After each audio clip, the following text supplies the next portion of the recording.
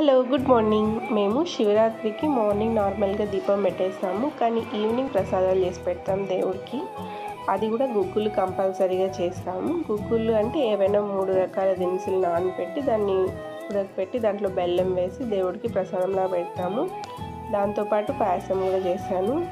ఎందుకంటే ఫెస్టివల్ రేపు అంటే పాయసం చేసే ఫెస్టివల్ అంటాడు. అంటే పాయసం ఆయనకి చాలా ఇష్టము, అందుకే పాయసం కంపల్సరీగా చేస్తాను నేను. మా ఇంట్లో ఎప్పుడు నేను దేవుడికి దీపం పెట్టడానికి ఏమేమి కావాలో అవన్నీ రెడీ చేస్తాను. ప్రసాదాలు, దేవుడికి ఫ్లవర్స్ పెట్టడము అన్నీ రెడీగా పెడతాను. కానీ దీపం పెట్టి కొబ్బరికాయ మాత్రం మా ఆయన కొడతారు.